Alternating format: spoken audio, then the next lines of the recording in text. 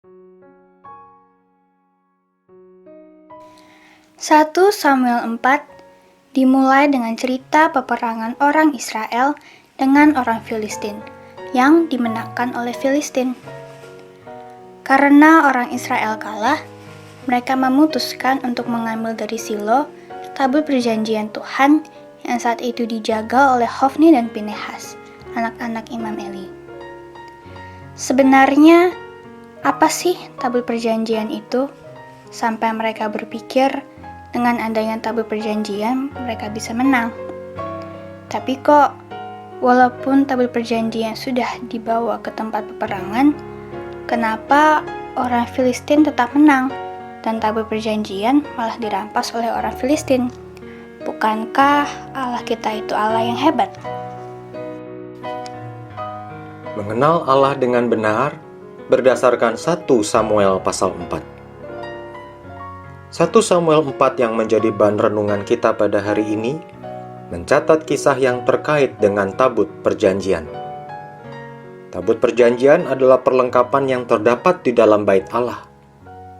Surat Ibrani pasal 9 ayat 4 mengungkapkan bahwa di dalam tabut perjanjian terdapat 2 loh batu yang berisi perjanjian antara Allah dengan Israel. Lalu di dalam tabut perjanjian itu terdapat pula buli-buli emas berisikan mana dan tongkat Harun. Tabut perjanjian melambangkan tumpuan kaki Allah.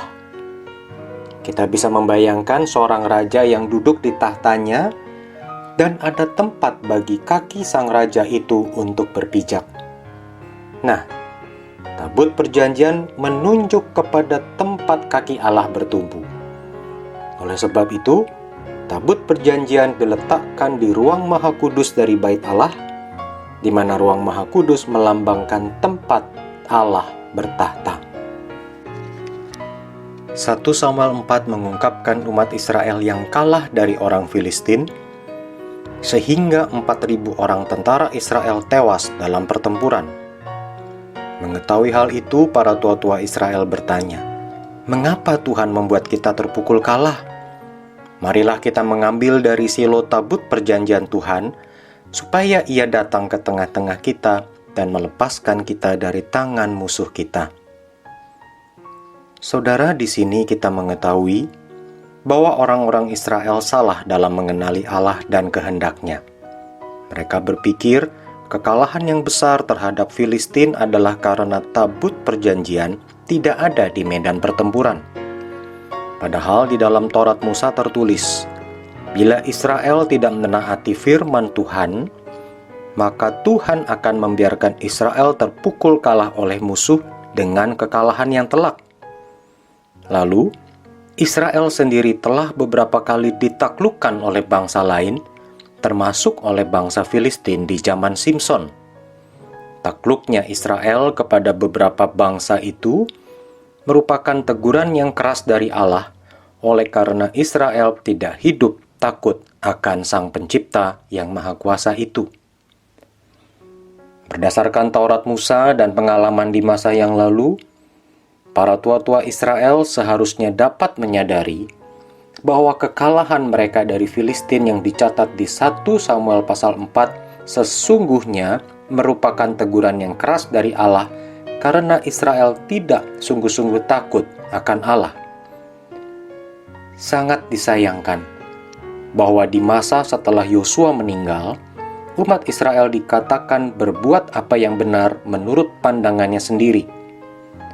Hofni dan Pinehas, kedua imam yang merupakan anak dari Imam Eli pun tidak menghargai kekudusan nama Tuhan, sehingga mereka mencuri persembahan yang semestinya diberikan kepada Allah.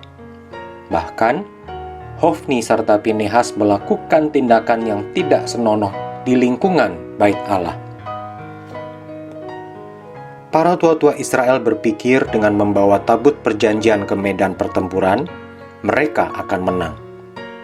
Mereka tidak segera menyadari akan teguran yang keras dari Allah melalui kekalahan yang diderita pasukan Israel. Lalu para tua-tua Israel memperlakukan tabut perjanjian seperti suatu benda yang sakral, mirip suatu jimat, yang kalau dibawa akan mendatangkan keberuntungan dan keberhasilan. Ini adalah suatu pengenalan yang salah akan Allah dari orang-orang Israel di zaman itu. Tidak ada satupun benda di bumi yang dapat mewakili kekudusan, kebesaran, dan kuasa Allah. Saudara sekalian, kisah di masa yang lampau yang tertulis di 1 Samuel pasal 4 memberikan beberapa makna rohani bagi kita. Pertama, bila tabut perjanjian dan ruang maha kudus di bait Allah melambangkan akan tahta Allah, tempat di mana Allah bertumpu, maka di perjanjian baru kita diberitahu bahwa saat ini Allah Roh Kudus mendiami setiap murid Kristus. Rasul Paulus berkata di 1 Korintus pasal 3 ayat 16, "Tidak tahukah kamu bahwa kamu adalah bait Allah dan bahwa Roh Allah diam di dalam kamu?" Kehadiran dan penyertaan Allah di dunia pada zaman ini ialah di dalam diri setiap murid Kristus. Wow, betapa agungnya kebenaran ini. Allah yang Maha Kuasa hadir dan menyertai setiap orang yang percaya kepada Kristus. Maka saudara, kuasailah perasaan takut, kendalikanlah perasaan khawatir di masa pandemi ini, sebab Allah yang Maha Kuasa beserta dengan kita. Dia hadir di dalam diri setiap murid Kristus, maka percayalah dan yakinlah akan penyertaannya. Kedua, Allah yang menyertai kita adalah pribadi yang maha kasih, tetapi Dia juga kudus dan benar. Di dalam kekudusannya Allah membenci dosa, dan Allah tidak ingin murid-murid Kristus hidup dengan tidak benar. Oleh karena itu Allah berkata di Wahyu pasal 3 ayat 19, "Barang siapa kukasihi, ia kutegur dan kuhajar.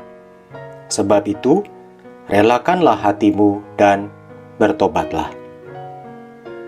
Saudara sekalian, marilah kita mewaspadai dengan seksama bagaimana kita hidup setiap harinya. Masa-masa pandemi jangan sampai menyebabkan perbuatan, perkataan, ekspresi perasaan, lalu pikiran, dan hal-hal yang tersembunyi dalam hati kita menjadi tidak sesuai dengan firman Tuhan. Hati-hatilah saudara. Allah bisa menegur dan mendisiplinkan setiap murid Kristus ketika ia melakukan pelanggaran.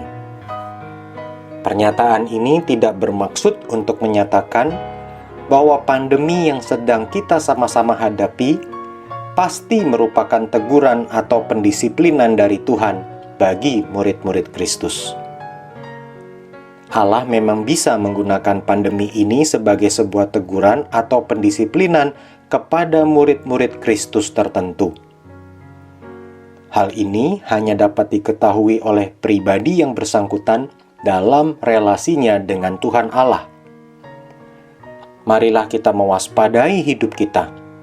Marilah kita tekun dalam mencari Tuhan dan tekun dalam melakukan setiap kebenarannya, sehingga hari demi hari kiranya kita semakin hidup dipimpin oleh Roh-Nya yang kudus, di mana kita hidup semakin hari semakin berkemenangan atas dosa, dan kita terus bertumbuh semakin serupa dengan Kristus.